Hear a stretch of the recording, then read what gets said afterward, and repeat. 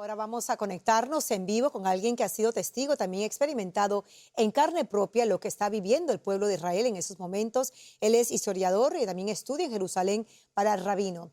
Acaba de llegar a los Estados Unidos justo cuando comenzaron esos nuevos ataques. Su nombre es Joel Ben-Gabib y se une en este momento. Joel, muy buenas noches, gracias por acompañarnos. Israel ha sido tu hogar durante los últimos 3 años por lo menos. ¿Cuál fue tu primera reacción, Joel, cuando te enteras de este nuevo ataque de Israel contra Irán primero? Muchísimas gracias por la invitación. Sí, lo cierto es que este ataque se esperaba venir.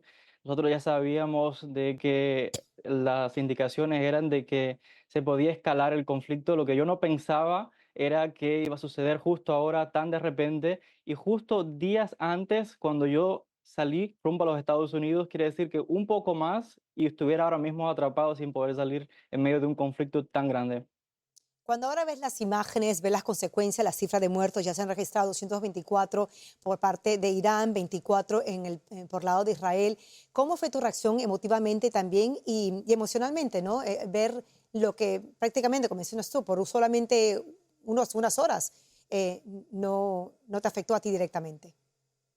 Bueno, obviamente preocupado porque en Israel están mis maestros, están mis amigos, y la verdad es que estoy preocupado por ellos. Yo mismo he experimentado 2 veces los dos grandes ataques que hizo Irán contra Israel desde el año pasado. Experimenté también el ataque de octubre 7, los bombardeos constantes de misiles de los hutíes, de Hezbollah. Quiere decir que he vivido y he sentido esos ataques en Israel y específicamente los grandes ataques de Irán. Pero lo que estamos viendo ahora en esta guerra desatada para nada es algo que yo experimenté. Esto ha sido, ya hay muertos, como bien reportan, pero la verdad es que ha sido muy, muy intenso, emocionalmente tensa la situación, porque constantemente es pensando en mis amigos, en mis profesores, y la verdad es que es una situación muy difícil. ¿Cómo se vive el día a día? Joel, cuéntanos especialmente las familias judías en Israel en ese momento. Y como mencionas tú, a pesar de que se esperaba ese ataque, ¿no? Ese conflicto entre ambos países, ¿cómo uno puede vivir, ¿no? Constantemente a la espera de algo así? Bueno, fíjate que pasa algo curioso con las familias judías en Israel y es que el conflicto en el Medio Oriente viene por ya muchos años. Entonces, las personas han aprendido en medio de las dificultades, pues tratar de rehacer su vida. Pero aún así, cuando suenan las sirenas, todo el mundo inmediatamente corriendo hacia el búnker, ancianos, mujeres, niños, mujeres embarazadas.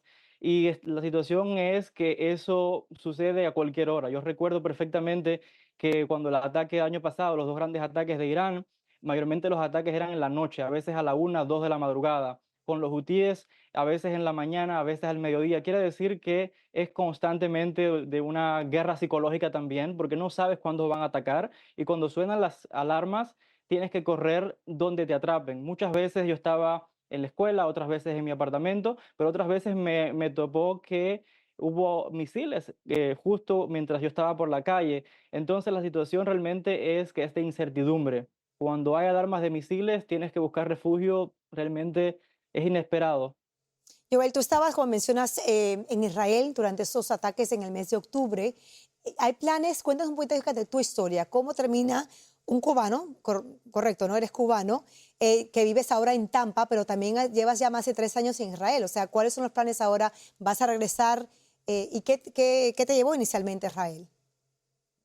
Sí, soy cubano-americano, llevo muchos años viviendo en los Estados Unidos, soy judío y estoy en Israel porque, bueno, por los últimos 3 años he estado estudiando para rabino. Entonces, aparte como historiador, o sea que combina, digamos que mis estudios rabínicos con la academia, así que en los últimos 3 años pues he estado pues aumentando mis conocimientos desde Jerusalén, desde la Tierra Santa. Bueno, te deseamos mucha suerte en tu regreso también a Israel eh, ya muy pronto y gracias por acompañarnos esta noche, Joel. Gracias a ustedes.